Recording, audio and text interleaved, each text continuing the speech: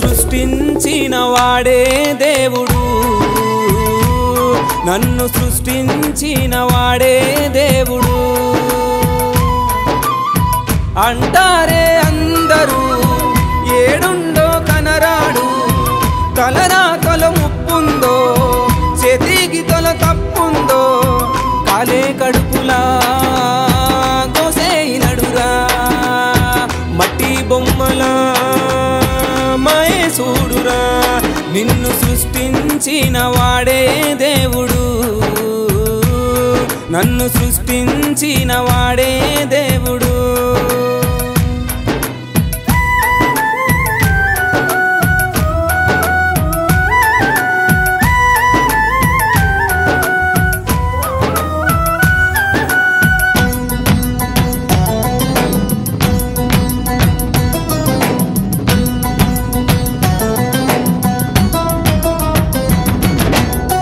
గుడిలో ఉన్న దేవునికేమో పల్లకి సేవలు, బయట ఉన్న మనుషులకేమో ఆకలి సావులు.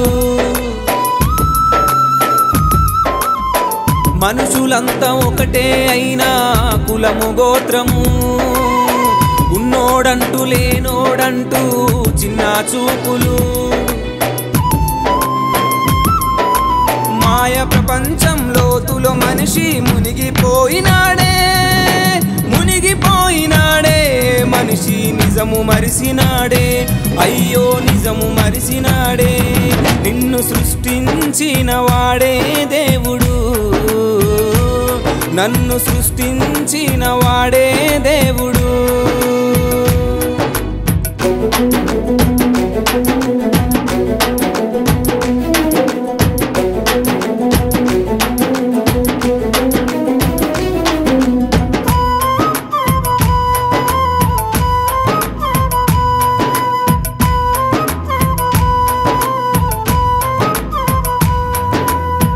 పోయేటప్పుడు తీసుకపోడు చిల్లి గవ్వను, ఉన్నా కూడా సాయం చేయని దేవుని మొక్కుతాడు.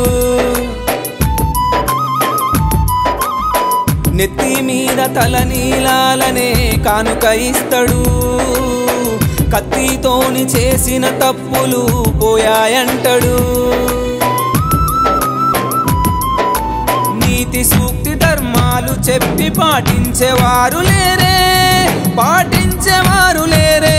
పైగా వగలు పలుకుతారే, అయ్యో వగలు పలుకుతారే. నిన్ను సృష్టించిన వాడే దేవుడు, నన్ను సృష్టించిన వాడే దేవుడు.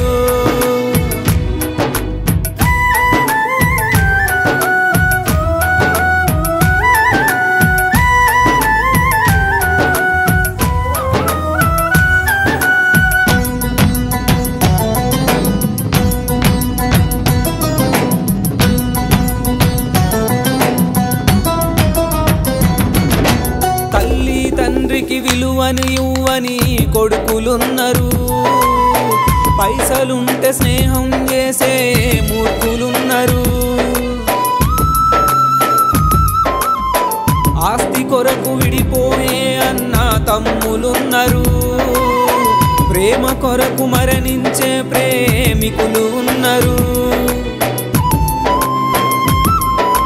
బండరాళ్ళను చెక్కితే చక్కని శిల్పమవుతుందే, మనిషిలోని ఆలోచన మార్చితే బ్రతుకు మారుతుందే, అరెరే బ్రతుకు మారుతుందే. నిన్ను సృష్టించిన వాడే దేవుడు, నన్ను సృష్టించిన వాడే దేవుడు.